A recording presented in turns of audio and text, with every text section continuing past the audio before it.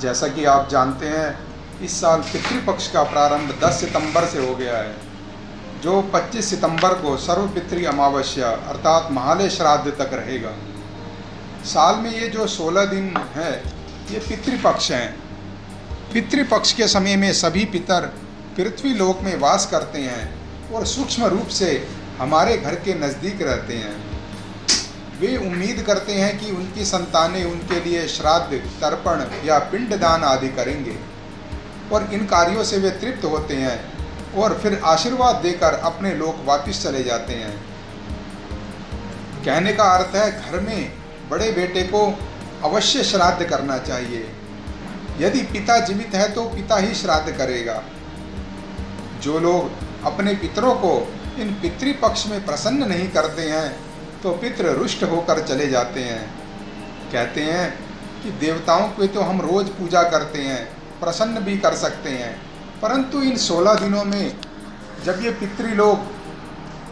पितृलोक से आते हैं, यदि ये पूर्वज रुष्ट होकर चले जाएं तो पूर्वज कुछ देना तो दूर श्राप देकर और चले जाते हैं, जो कि जीवन में कई प्रकार की समस्याएं उत्पन्न कर देती हैं। जैसे संतान सुख में बाधा आना, बार बार प्रयास करने पर भी घर में मांगलिक कार्य ना संपन्न हो पाना, घर में ज़्यादा मेंबर ना होने पर भी आपस में छोटी छोटी बात में झगड़ा होना, अत्यधिक परिश्रम करने पर भी जो सफलता चाहिए उस प्रकार के रिजल्ट ना मिलना।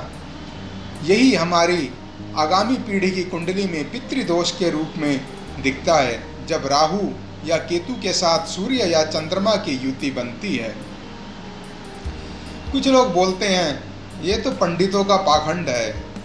पद्म पुराण में श्लोक आता है, पिता धर्मः पिता स्वर्गः पिता ही परमं तपः पितरी प्रीतिमापन्ने प्रियन्ते सर्वदेवतः। पिता स्वर्ग है और पिता ही सबसे श्रेष्ठ तप है। जो अपने पिता को प्रसन्न कर लेता है उससे सभी देवता प्रसन्न हो जाते हैं। संपत्ति चाहिए तो बेटे कुछ भी करके लड़के ले लेंगे, लेकिन उनके लिए कुछ धर्म कार्य करना हो तो बोलते हैं ये पंडितों का पाखंड है। अरे मूर्खों, कलयुगी ये कैसी उल्टी गंगा बहा रहा है, माता पिता को ठोकर लगा रहा है। पितृपक्ष में कुछ नियम हैं जिनका हमें पालन करना चाहिए। श्राद्ध पक्ष में फिजिकल रिलेशन नहीं बनाने चाहिए और जिससे कि पितृलोग नाराज हो जाते हैं, इसलिए निष्ठापूर्वक इन दिनों में ब्रह्मचर्य का पालन करना चाहिए। इन 16 दिनों में शेविंग, हेयर कटिंग इत्यादि नहीं करवानी चाहिए। इतना कहा गया है कि यही पितरों को खाना पड़ता है।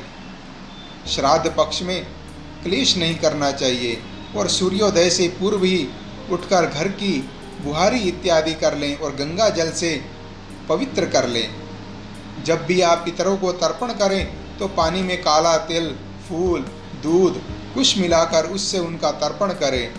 कुछ तो जानते ही होंगे, कुश का उपयोग करने से पितर जल्द ही तृप्त हो जाते हैं। वैसे तो पितृपक्ष के सभी दिनों में पितरों के लिए भोजन रखना चाहिए और वह भोजन गाय, कौआ, कुत्ता आदि को खिलाने चाहिए। ऐसी मान्यता है, उनके माध्यम से यह भोजन पितरों तक पहुंचता है। एक बात और, पितरों के लिए श्राद्ध का कर्म सुबह 11:30 बजे से लेकर दोपहर 2:30 बजे तक संपन्न कर लेना चाहिए। श्राद्ध के लिए दोपहर में रोहिणी और कुतुब मुहूर्त को श्रेष्ठ माना गया है।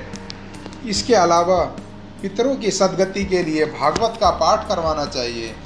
भागवत सुनवाकर मुक्ति करवा सकते हैं। जैसे कि धुंधुकारी को भागवत सुना के सद्गति हुई, परीक्षित ने भी भागवत सुनकर उनकी सद्गति हुई। ब्राह्मणों को बुलाकर भोजन करवाएं। जैसे माँ खाती है, बच्चे के पेट में जाता है, वैसे ही ब्राह्मणों का खाया पितरों के पेट में चला जाता है। इसके अलावा कुछ चीज़ें हैं जो कि पितृपक्ष में नहीं करनी चाहिए। पितृपक्ष के समय में हो सके तो बाहर का नहीं खाना चाहिए और लहसुन, प्याज, मांस, मदिरा आदि का सेवन तो बिल्कुल नहीं करना चाहिए। इस समय में आपको कोई भी धार्मिक या मांगलिक कार्य जैसे सगाई, मुंडन, गृह प्रवेश, नामकरण इत्यादि भी नहीं करने चाहिए। पितृपक्ष में ऐसे कार्यों को करना अशुभ माना गया है।